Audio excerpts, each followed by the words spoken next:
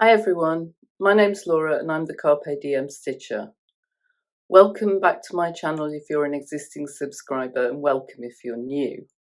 And I'd like to start off by saying a big welcome to all my lovely new subscribers who have come on board in the last probably 2 weeks. I think some of you have come over from What Beck Sews because of our collaboration, and others of you have come over because of shout outs given to me by Sequin Girly Creates or Gemini Stitches, who's tagged me to do the video I'm going to do today.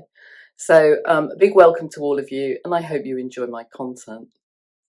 So I'll start off quickly with what I'm wearing. I'll just tilt the camera down really quickly so you can see. So this is a shirt, as you can see in this Licorice All Sorts fabric, which is actually a kind of quilting cotton weight. And it is this pattern here, so it's New Look 6407, and it's this view here with these kind of interesting cuffs. And I'm quite fond of this cuff style, and I'm actually doing a mashup of this with the shirt that I showed you in my 5 Handmade Essentials. So that's what the pattern is. I think if I were to make it again as this shirt, I would size it because it came up quite small and I had to, shall we say, fiddle around with the seam allowances a bit. So I've been tagged by Gemini Stitches, Christine, to do the sewing this or that tag, and this was originally created on YouTube by the Curated Curvy, but it actually is taken, the questions are taken from an episode of the podcast Love to Sew, which you might already know of. I'll pop all the links down in the notes below, but it's a podcast from Helen from Helen's Closet and Caroline, who runs Blackbird Fabrics.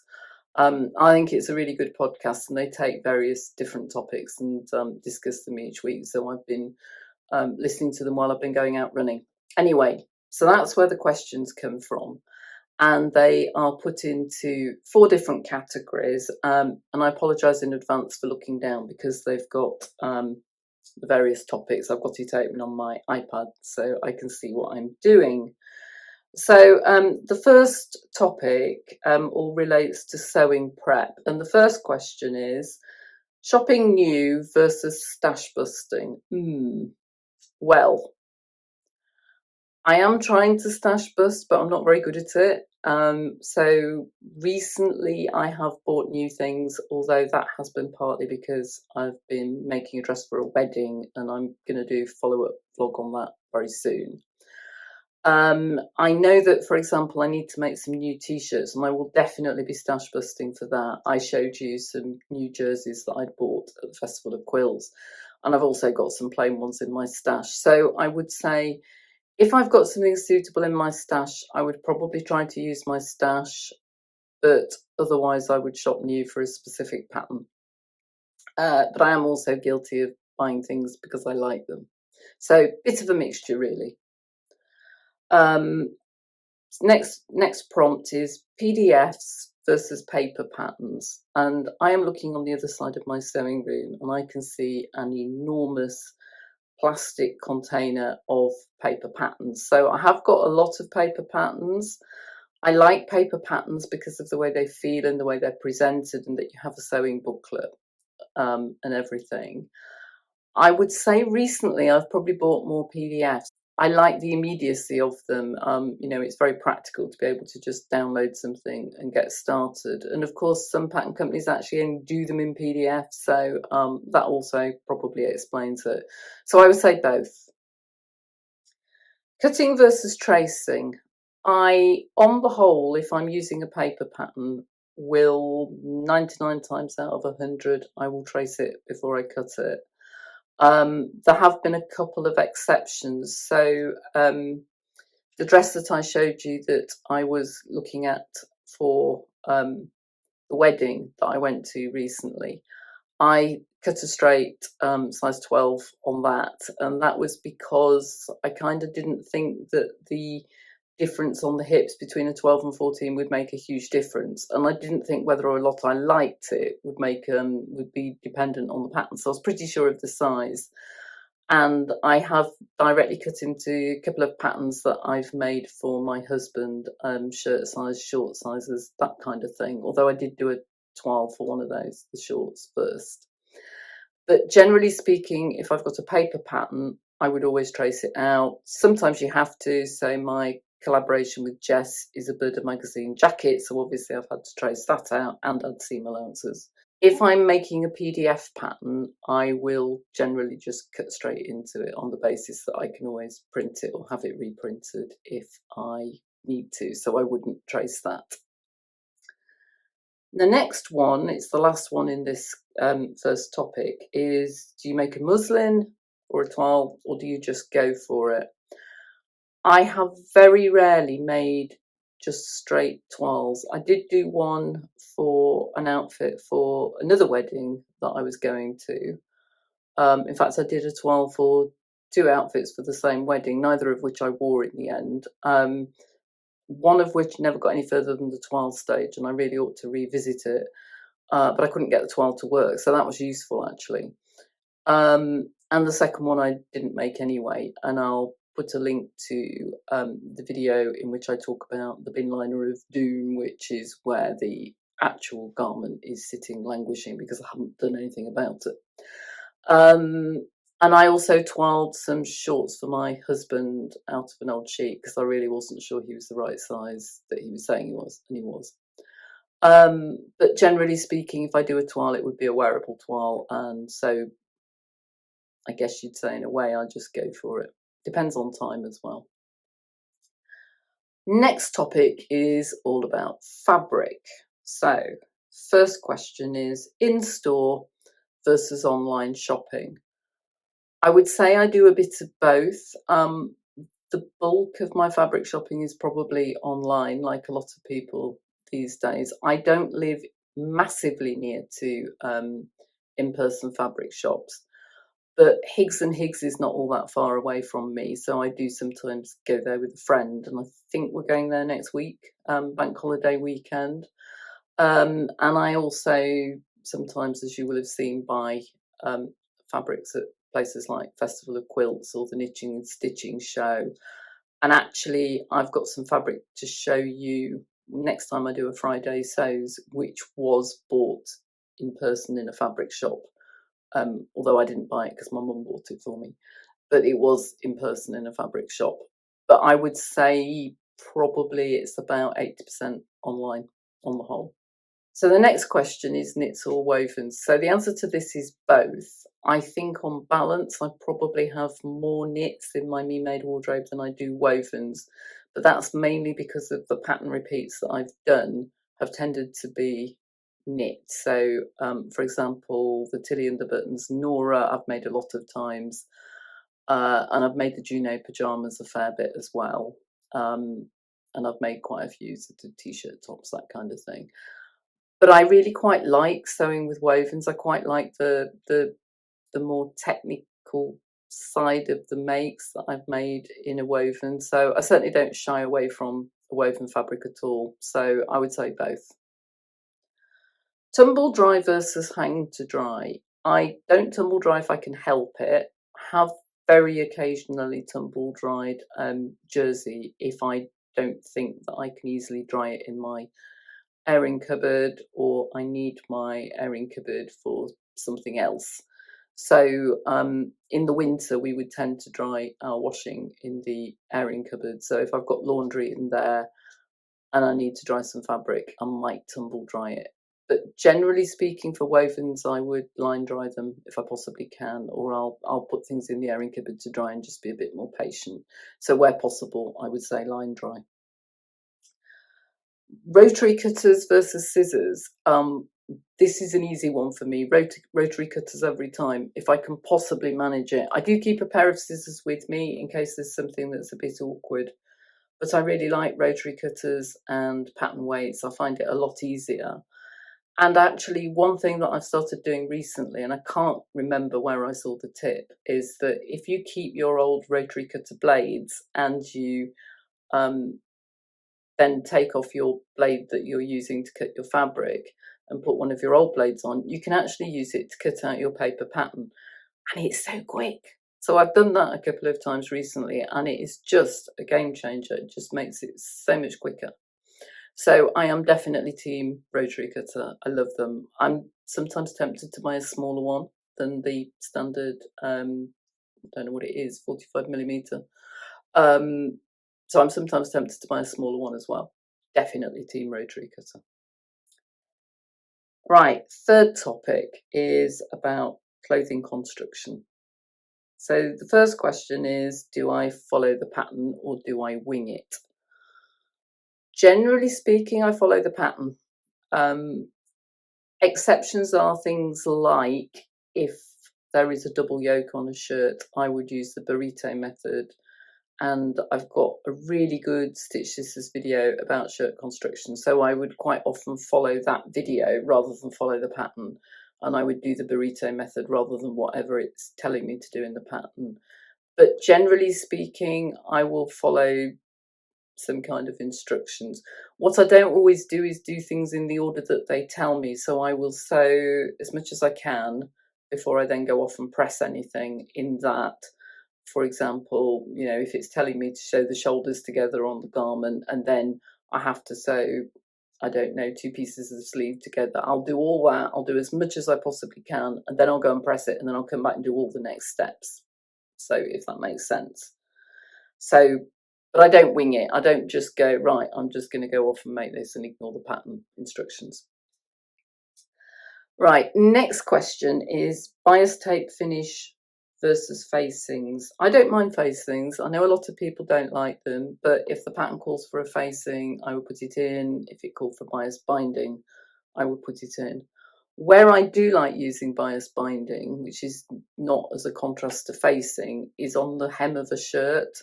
So I'll pop you a close-up in of the hem of the shirt I'm wearing, but it's actually bias binding from the Specky seamstress. And I find that gives a really nice finish when you've got a curved edge. But I don't mind facings. I'm quite happy with them.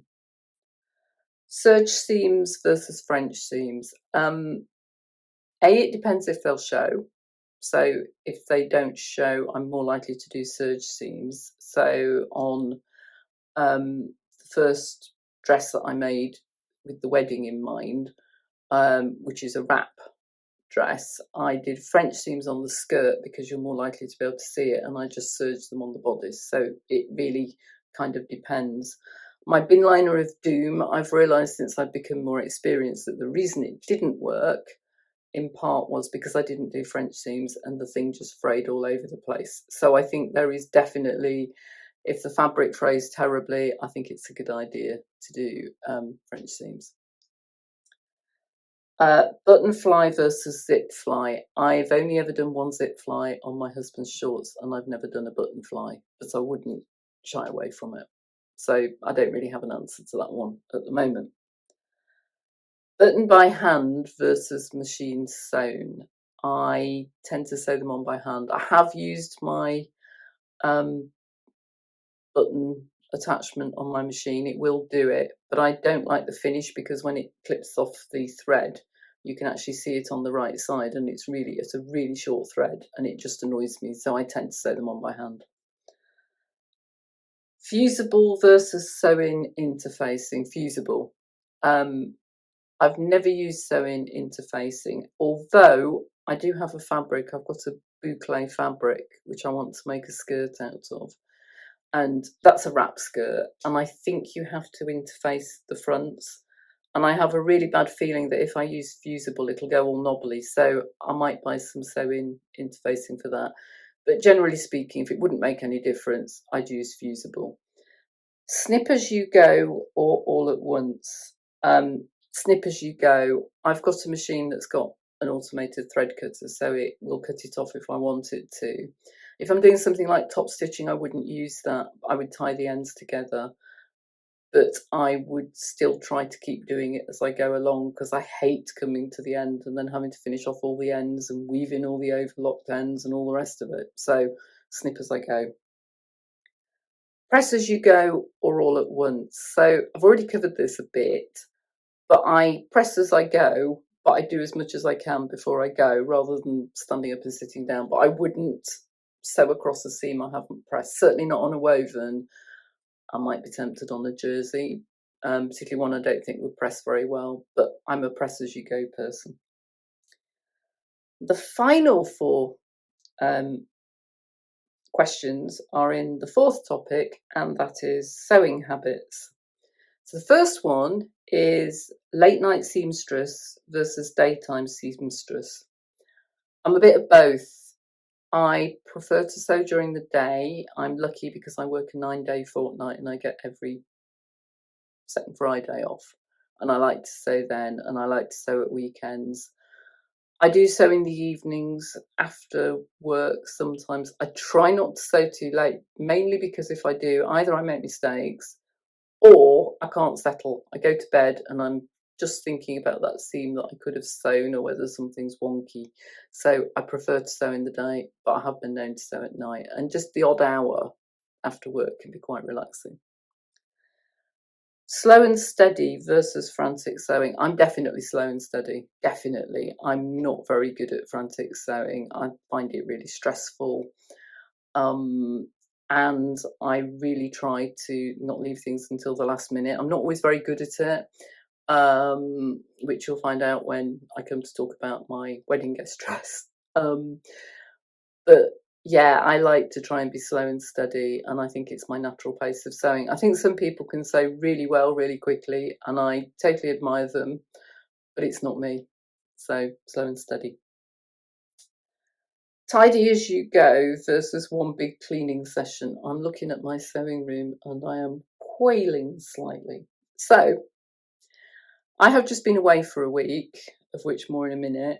And my lovely husband has hoovered my sewing room for me because it hadn't been hoovered for probably about 3 weeks and it was a bit grim. In terms of tidying things up, like pattern pieces and things, I tend to do it at the end of each project. In terms of what I do during a project, I will probably leave it out. I might even leave one out and cut another one. But the one way in which I do tidy as I go is I've got 2 cats and they are obsessed with the sewing room because they're not meant to be in it. So therefore they always want to come in. I'll try and pop pictures of them in so you can see. So I am quite careful that at the end of a sewing session, just in case they come running in, if we've come in for something else, because we've got, as you can see, we've got wardrobes in here and we've got a filing cabinet in here and stuff. It's not exclusively a sewing room, it's almost exclusively a sewing room. So I will always put away things like pins, needles, always cover my sewing machine up just to stop the risk of little paws getting things in them that they shouldn't, or them trying to eat stuff they shouldn't. Particularly Lady Jane, she doesn't really have a sense of what can hurt her and what can't, so it's just better if I tidy up. So to that extent I tidy as I go, otherwise I'm a kind of one big clean at the end of something. So that's it. So those of you who've known me for a little while, did you guess my answers? And those of you who are new to my channel, I hope that that's given you a little bit of an insight into who I am in terms of how I sew. If you want to find out more about me fairly quickly, I'll link some of my early videos down below. Apologies if they're a bit awkward or a bit stilted, but they're also sewing tags that I've talked about, things like my favourite garments and things like that. So you might like to look back at those. So going forward, I've got quite a few videos planned. I want to do a Friday sews this week because I haven't done one for a little while. This week just gone, I've been away. I've been up north. My mum had some heating work done on her house, so we went off to York while it was all being done, and then we came back and were kind of sorting out the aftermath of all the heating work, things to be done and bits to be tidied and that kind of thing. So I didn't have my sewing machines with me because I just didn't fancy it with all the dust and everything knocking about. I took knitting and crochet and didn't do any of it. There just wasn't time. So that's where I've been. So I want to record a Friday sews. I've got some fabric to show you and a couple of patterns, and I want to talk to you in kind of outline about what my plans are for the next few weeks. And I also want to do my vlogs about the wedding dress, and I also, of course, am working on my collaboration with the lovely Becky from What Beck Sews, and we're hoping to release that at the end of this month. So fortunately, I've got a long weekend coming up, and of course it's the bank holiday, so fingers crossed I'll get that done as well. So that's what's coming up. Thank you so much for watching. If you've enjoyed this video, please give me a thumbs up. Do let me know down below what your sewing habits are. Are you like me? Are you different from me? Do you have different habits? Are you fastidious about cleaning up after every single sew or every single session, or how do you do it? If you have a sewing YouTube channel, I tag you, particularly if you are a small sewing channel, and the lovely Christine from Gemini Stitches and Sam from Sequin Girly Creates have created a small sewing channel hashtag. So if you pop that in your tags, then other YouTubers will find you. And if you're small like me and you want me to give you a shout out, then please let me know. I'm very happy to do that, I think, and other people have done it for me, and I think it's great and it helps us all to grow. So yes, so I tag you. I did tag Sam. I contacted Sam and said, would you like to be tagged? And actually she beat me to the video. So I am tagging anyone else who would like to do this, and particularly if you are a small sewing channel. And I will see you all very soon. Thank you for watching. Bye.